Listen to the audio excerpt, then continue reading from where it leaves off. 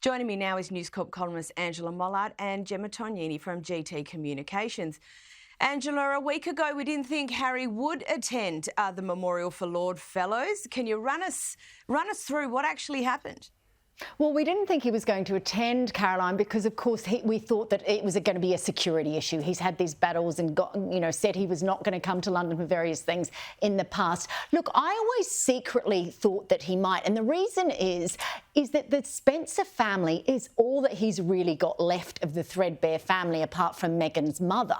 He doesn't have a sense of family, but the Spencer family are very loyal to him. They, of course, promised when Diana died that they would take care of her two boys. And Lady Jane Spencer, who is the widow of Sir Robert Fellows, she actually went to the Invictus ceremony a couple of months back at St Paul's Cathedral to show her support for Harry.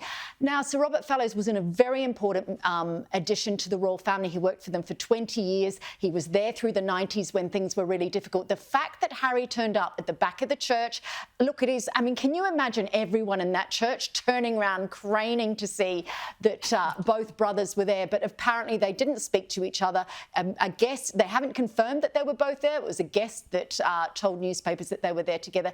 But I think it shows how much Harry needs family at the moment.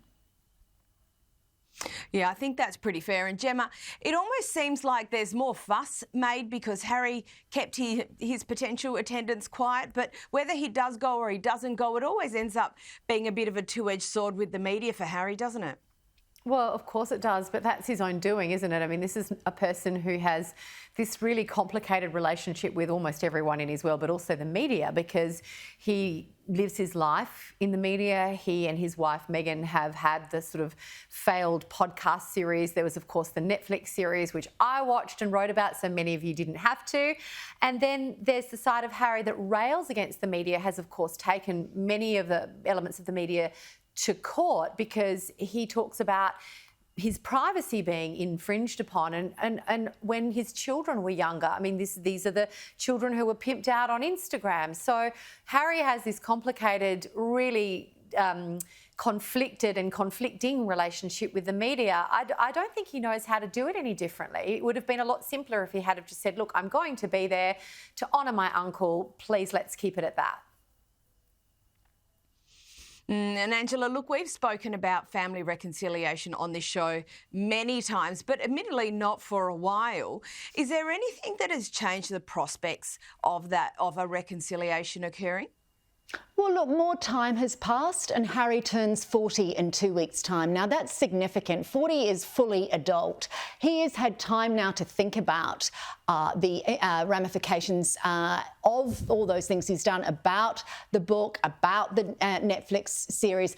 To answer your question in one word, will we see a reconciliation anytime soon? No, I don't think so. I think that the only two things that would get these brothers back together was if Charles, the King, was genuinely very, very sick and there was no recovery from his cancer, or in some attempt to really honour their late mother, who always wanted them to have a close relationship. She knew what they were going to go through as brothers. She knew how unique that situation is. It would be if one or the other of them, probably William. I mean, we know that Harry's the one that wants to have a relationship with his brother and his father, but if William was to extend an olive branch, at the moment, that's not going to happen. He's concerned with his father and, of course, his sick wife. But Gemma, a lot of the angst would disappear if there was a reconciliation. We'd definitely be able to focus so much more on the good work. It's almost like imagine the possibilities on both sides of the pond. Yeah, completely. I guess the other part of the puzzle here that we often forget, myself included, is that they're just as human as you and I are. I mean, obviously, castles and crap, growing up, that kind of thing aside, they're just like you and I. And Caroline, we've spoken about this many times, being ethnic. We know a little bit about family dysfunction and family vendettas. Harry has hurt his family deeply. His brother has felt betrayed deeply.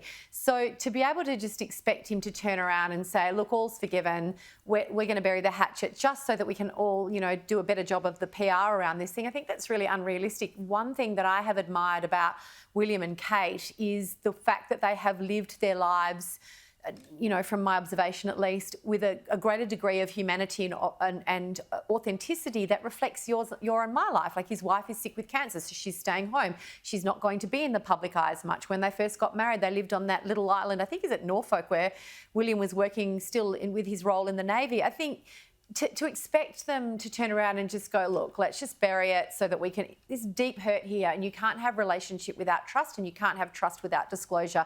And once those bridges are burned, doesn't matter whether you're the future King of England or whether you're just you or I, it takes a long time to repair that, sometimes never. Gemma, I find it very unusual, very confronting for me that I'm more Pollyanna about this than you are. But anyway, moving on.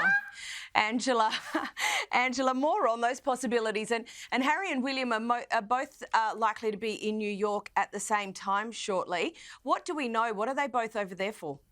Oh, look, there's a climate week in New York, which of course is part of that. Is Prince William is there for the Earthshot Prize.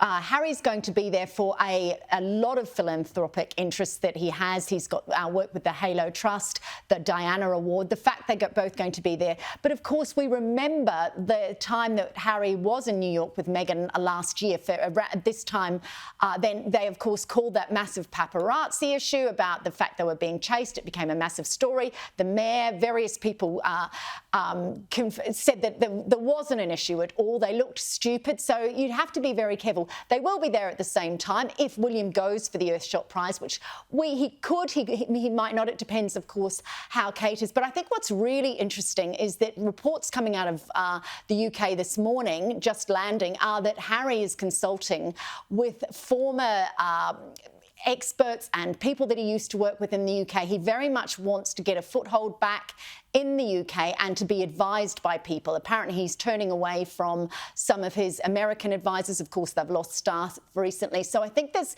going to be a change of direction for Harry. Oh, well, that will be very interesting to see, Angela. We'll have to keep tabs on that one.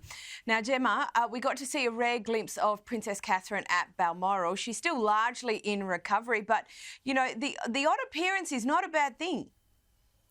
I think it's reflective of her own confidence. One of the things I've admired about how Kate and William have managed this, again, is that transparency on what is really a deeply private matter, but, you know, recognising the connection that they have with the British people and people, you know, around the globe, you know, seeing her be very honest about her cancer treatment and what it means, and the fact that she's trying to keep her children secure during this really, you know, troubling time for them as a family. I think seeing her at Balmoral is great. It's a sign that she's beginning to edge back into public life, perhaps, and confident enough to, I guess, let the world's media see that she's doing okay and managing those boundaries. I'm all about healthy boundaries, even for the future King and Queen of England.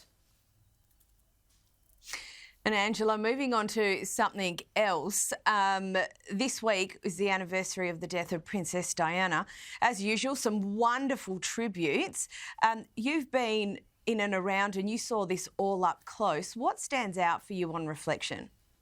Yeah, it's really interesting. If you had said to me that day in 1997, where I was working in a newspaper directly across from Kensington Palace, I worked at Associated Newspapers, and we were in the office all day, and I have never been in a newsroom as quiet as everybody was just stunned, and we had to get a newspaper out the next morning. In fact, we had to get out 30, 40 pages of newspaper on the subject. But I think what's interesting is I could not have thought then that 27 years later we would be talking about Diana.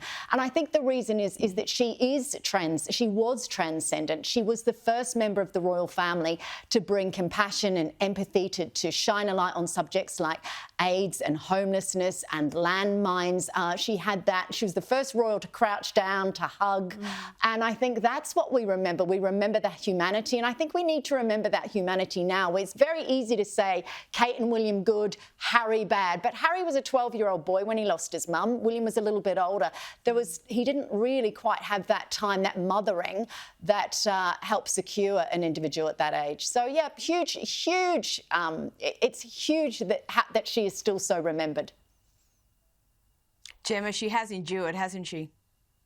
Well, she's like her late mother-in-law, the Queen, but in a very different way. You know, she has created a legacy, and everything, Angela, as she's talking, I'm remembering the vision of her with that landmine, you know, visor thing on, and she's walking through that area and she's hugging AIDS patients. She's running in her children's school running race, and all of the things that makes her and made her so relatable and so human. And I think, you know, I just believe that this is, as you said earlier, one of the few hopes that we might see a reconciliation between Harry and William is because of the memory of their mother and the legacy of their mother.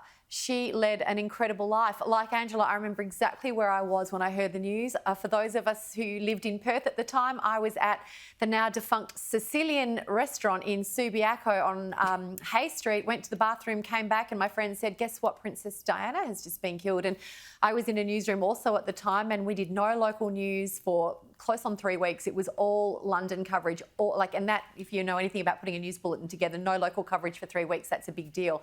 I think her legacy will endure for many, many years to come in the best way possible.